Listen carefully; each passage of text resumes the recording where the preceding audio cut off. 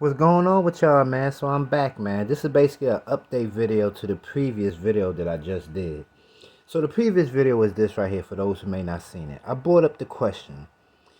I was at the range last week, had a few failures of feed with my Gen 5 Glock 26. Range safety officer came up to me, asked me how my day was, told him what was happening. He asked me, do I know what to do if I have a failure to feed? I told him tap, rack, bang.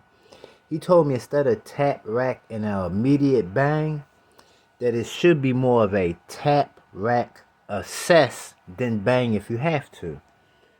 So I posted the video on Facebook and YouTube. And two of the brothers in the Facebook group that I'm a part of, Black Gun Owners of America, they actually responded and they reminded me of an acronym. And I cannot believe that I actually forgot this acronym. I'm really upset with myself.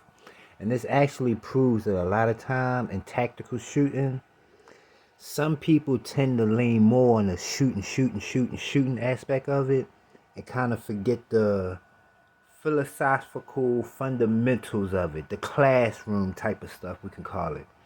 You know what I'm saying? We tend to focus more on the shooting range aspect of it, but classroom tactical applications is just as important as shooting.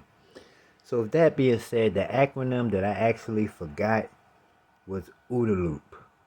What I want to show you is this little chart and kind of explain to you what OODA Loop is. We'll come back to the table and then we'll finish up. So this is what the OODA Loop is right here. It's the human reaction time. The time it takes for you to observe something, orientate towards it, decide what you're going to do, and how you're going to act. The human reaction time. Now this is something that's known within the tactical field, but I just forgot about it, man. I'm focusing so much on shooting that I'm kind of pushing all the classroom stuff off to the side like it's not important, where really it is important. Because if I would have remembered the OODA Loop, I never would have did that previous video, and I wouldn't have had to be sitting here listening to the range safety officer, because while I'm clearing the malfunction clearance, I should be observing and orientating towards the threat. So I'll see if it's still a threat while I'm actually observing and orientating towards it, doing the malfunction clearance. So by the time I'm finished with the malfunction clearance, all I have to do is decide and act. You know, so I just slipped up on that, and I just kind of wanted to throw that out there too, and give shouts out to the people who actually refreshed me on this and brought it back to my mind. Because if I was thinking straight-headed and would have remembered the OODA Loop, you never would have seen that first video. But let's go back to the table.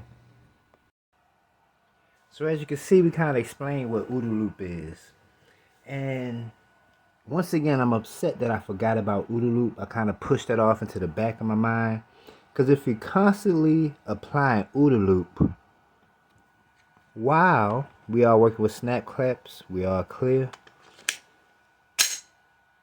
You get a click, no bang. If I'm actually implementing OODA Loop how it should be implemented, I'm already observing and orientating while I'm doing the malfunction clearance. So by the time I rack that bad round of ammunition out of that chamber and I push back out, I should already have observed, orientated towards the threat. Then all I have to do is decide and act. So, the main thing we could take from this is this right here. OODA Loop is something that always has to be implemented. You actually implement it in your daily life, because OODA Loop, like I stated earlier, is nothing more than just a human reaction time. So, with that being said, that last video I kind of did is kind of really irrelevant now, but I'm just going to leave it out there. And hopefully most people, if they see that first video, they'll see this video and kind of understand that OODA Loop basically solves everything. If you're actually implementing OODA Loop how it's supposed to be implemented, while you tap, racking, and banging, I'm looking, orientating. By the time I push out, all I have to do is decide and act. If the threat then turned around or is no longer a threat, I would have already been able to see that and orientated myself towards that while I'm actually doing the malfunction cleanse. So I just kind of wanted to throw that out there too, man. I kind of slipped up and forgot about the OODA Loop. Just forgot about it. Just kind of dipped it off into the back of my mind. focusing more on shooting range work. Kind of can't forget about the classroom work too. And it also shows that, you know, even if you're experienced, like me myself, on a scale from 1 to 10, I probably say my experience level is more like a 7.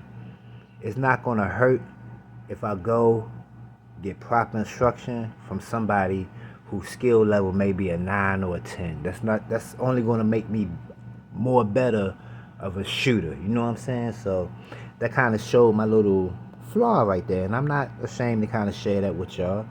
You know, I kind of tend to focus more on the shooting aspect of it, and kind of forget about the philosophical things like OODA loop and little stuff like that. So with that being said, you know, that kind of answered the question to the previous video. We'll still leave that out there just to start the conversation. Hopefully most people see that video, then they'll see this video and they'll kind of understand where we at.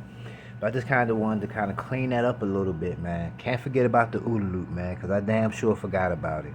If you're actually implementing OODA loop properly, you'll always be observant and orientated towards your threat, so the only thing you have to do is decide and act.